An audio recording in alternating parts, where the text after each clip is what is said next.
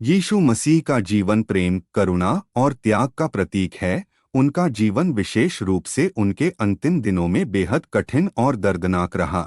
यीशु ने अपने जीवन के अंतिम समय में जो पीड़ा और दुख सहा, वह मानवता के प्रति उनके असीम प्रेम और बलिदान की गहरी मिसाल है। जब यीशु ने लोगों को सत्य और प्रेम का संदेश देना शुरू किया, तब उन्हें समाज के कई प्रभावशाली लोगों का विरोध सहना पड़ा। धार्मिक नेता और शासक उनकी लोकप्रियता और शिक्षाओं से डरने लगे। उन्होंने यीशु को झूठे आरोपों में फंसा दिया और उनकी गिरफ्तारी का आदेश दिया।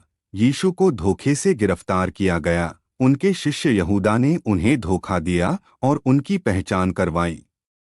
उन्हें पकड़कर धार्मिक अदालत में लाया गया, जहां उन्हें अपमानित किया गया और कठोर सवालों के जवाब देने के लिए मजबूर किया गया। उन्हें निर्दोष होने के बावजूद दंडित करने का निर्णय लिया गया।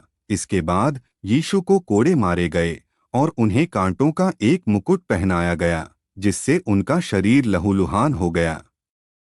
फिर उन्हें क्रूस पर चढ़ाने के लिए मजबूर किया गया। क्रूस का भारी लकड़ी का टुकड़ा उनके कंधों पर रखा गया और उन्हें उसे उठाकर गोलगोथा नामक पहाड़ी तक ले जाना पड़ा। इस दौरान लोग उनका अपमान कर रहे थे और उन पर हंस रहे थे। गोलगोथा पर पहुंचने के बाद यीशु को क्रूस पर चढ़ा दिया गया। उनके हाथों और पैरों में कीलें ठोक दी गईं और वे घंटों तक पीड़ा में लटके रहे। इसके बावजूद यीशु ने अपने अत्याचारियों के लिए प्रार्थना की और कहा, हे पिता, इन्हें माफ कर दे, क्योंकि ये नहीं जानते कि ये क्या कर रहे हैं। अंत में अत्यधिक दर्द और पीड़ा सहते हुए यीशु ने अपनी अंतिम सांस ली और कहा, यह समाप्त हुआ।